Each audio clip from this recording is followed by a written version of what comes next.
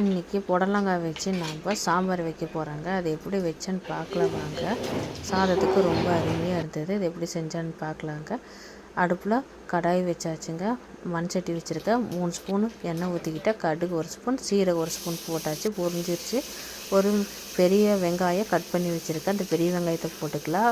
ஒரு 4 வரமிளகாய் கிள்ளி போட்டுக்கிட்டேன்.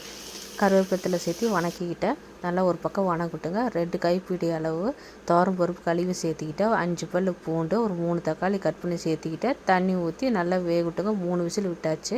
வேகட்டும். நம்ம புடலங்காய் 2 புடலங்காய் கட் பண்ணி வச்சுருக்கேங்க. அந்த புடலங்காயை சேர்த்திக்கலாம். சேர்த்து எண்ணெயிலே வணக்கிக்கலாம். இந்த வெங்காயம் வணங்கிட்டு இருந்தது இல்லைங்களா, அதிலே போட்டுக்கலாம். போட்டு கிளறி விட்டுக்கலாம். ஒரு வணக்குனதுக்கப்புறம் உப்பு போட்டுக்கலாம். உடனே உப்பு போட வேண்டாம். வணக்கி விட்டு தேவையான அளவுக்கு காரம் போட்டுக்கலாங்க. சாம்பார் தூள் தான் 2 ஸ்பூன் சேர்த்திக்கிறேன். தனி மிளகாய் தூள் 1 ஸ்பூன் சேர்த்திக்கிறேன். மல்லித்தூள் 1 ஸ்பூன் சேர்த்திக்கிறேன். இதையெல்லாம் போட்டு நல்லா கலந்து விட்டுக்கலாங்க. நல்லா கிளறி விட்டுக்கலாம்.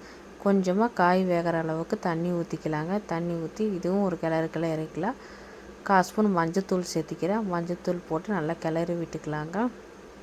பெருங்காயத்தூள் 1/2 ஸ்பூன் பெருங்காயத்தூள் சேர்த்திக்கிறேன். பெருங்காயத்தூளும் போட்டு நல்லா கலந்து விட்டுக்கலாங்க. கலந்து விட்டு நம்ம மூடி வச்சுக்கலாங்க. வேகட்டும். அடுப்பை கொஞ்சம் கம்மியாக வச்சுக்கலாம். கம்மியாக வச்சு வேக வச்சுக்கலாம். ரொம்ப வேகமாக வைக்க வேண்டாம், அடி பிடிச்சி போயிடும். அதனால் கொஞ்சம் கம்மியாக வச்சுக்கலாங்க. காய் வெந்து வரட்டுங்க. 1/2 வேக்காடு காய் வேகட்டுங்க. அடுத்து நம்ம பருப்பு சேர்த்திக்கலாங்க. பாருங்கள், பருப்பு நல்லா வெந்து வந்துருச்சு பாருங்கள். கரண்டிலே மசிச்சு விட்டுட்டு சேர்த்திக்கலாங்க. இதோடவே சேர்த்திக்கலாம். குழம்போடவே சேர்த்து நல்லா கலந்து விட்டுக்கலாங்க. கலந்து விட்டுட்டு நம்மளுக்கு குழம்பு எவ்வளோ தேவையோ அந்த அளவுக்கு தண்ணி ஊற்றிக்கலாங்க. தண்ணி ஊற்றி கிளறிக்கலாம். நம்ம இப்போ உப்பு காரம் எல்லாம் செக் பண்ணிக்கலாம். செக் பண்ணிவிட்டு நல்லா குழம்பு நல்லா கொதி வரட்டுங்க.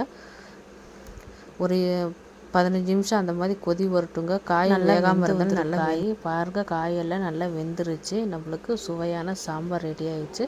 சாதத்தில் போட்டு நல்லா பிசைஞ்சு சாப்பிட வேண்டியதான்.